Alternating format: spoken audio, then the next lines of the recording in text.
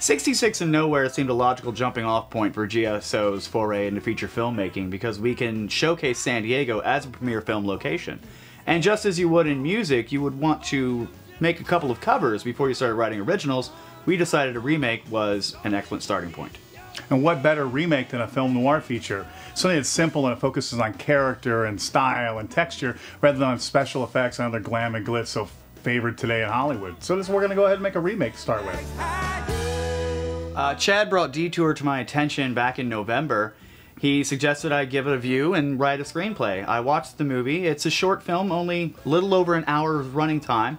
And we're really excited to make this piece, which is derivative of that film. No, derivative's not a good word. Makes it sound like, no. Inspired by. Our film 66 and Nowhere, which is very inspired by that feature, will begin filming almost 70 years to the day that feature was filmed. Yeah, going out into the desert and capturing all those images of the stark landscape, which is what you saw a lot of in Detour, and then the chance to film, you know, in that old style, the elegance of the film noir feature, and then working, you know, with our actress Carol Moreau and filling the role played by Ann Savage, just a great opportunity to update an old classic, really. So in Detour, Ann Savage left some very large shoes to fill, and we were incredibly lucky to have Carol Morrow walk in to audition for the role of our femme fatale. She brings such a gravitas to the role, she's really going to steal some hearts when this feature comes out. And you know, to steal a line from the literary world, Philip Marlowe once said a character came in, she came in like a tarantula on angel food cake. And I think you can definitely say that about Carol Moreau. She just takes over the screen. She's got a certain presence about her that we love and we want to starlet. And you know, who better? Femme fatale, she's tall, she's gorgeous, willowy. She just has a great look on film. We think it's really going to do a great job as, you know, doing what Ann Savage did so well, but an update of it. Absolutely. A femme fatale communicates chiefly through the eyes, and Carol has very communicative eyes, and you're going to see that on screen. Well, Chad and I both have a background in the San Diego music scene, and since we're filming this feature entirely in San Diego, we also want the sound to be indicative of that as well, and there's such a rich tapestry to choose from.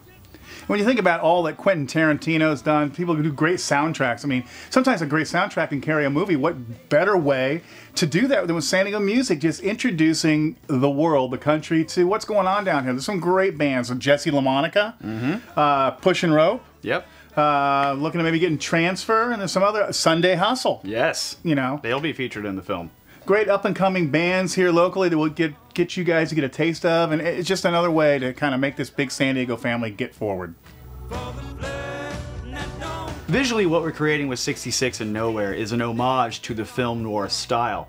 We are taking very large shots of vast swaths of America, and even then going down to a microcosmic level where the characters are interacting within enclosed claustrophobic spaces.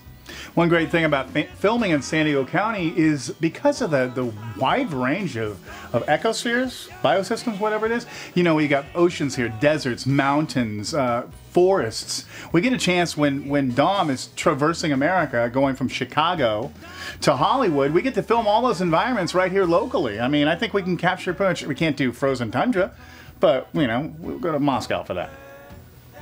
Road trip. The 70s was an amazing stylistic era in film where visual storytelling took that next step. But the entire time they were doing so, they also had great respect for the film noir of the 40s. So now at this point, we can do a nod to the 70s, homage to the 40s. That's pretty all-inclusive. We'll take everything on our pizza with this one, right? Absolutely. So we have just about everything we need to make this movie except for, what's that thing? Money. Money. And that's where you come in. We have brought in some heavy hitters from LA. We've contracted Miguel Torres as our director of photography. He's going to help us frame some beautiful shots. Carlton Diggs is going to drop our sound in. Excellent. So we want to be able to pay these gentlemen what they're worth. We need to feed the cast. A lot of fuel costs. A lot of fuel. As we journey around San Diego and Imperial County to create the tapestry that we are trying to weave. Big tapestry. Very large tapestry. Big Quilt, thread. almost. Thick thread, too. Yes, very, yes. Quiltish. Well, But we're going to need equipment rental. We got a pretty good, GSO Productions has got a pretty good equipment inventory, but there's some specialized stuff for a feature film that we'll have to go out and rent to give it that patina, that real pro look that we so desperately want to put out here, and think that you guys will appreciate at home. Absolutely. And you can be comforted knowing that you are literally feeding starving artists. Very starving. See how skinny I am? Well, we have the talent, the crew, and the equipment to make something really amazing. And the passion? I'm reticent to say passion project because whenever someone has a passion project, that sort of has the connotation that they don't have the technique, which I feel we do. Well, I'm just hoping to make a great new movie, but if we don't make a great movie that's going to get picked up at Cannes and we're going to win the Sundance, how about if we make a really fun, bad movie like Zombie Stripper Somehow or something like that? You know, there's something to be said about making a really bad movie that's still pretty good. Absolutely. With bringing in Miguel to help us frame the shots, we're going to have some really beautiful camera work, and we can make something of visual impact. But it's also possible that the film itself may suck. But if we have any sort of redeeming qualities in it, then I think we've done something good. Let's make a really good bad movie.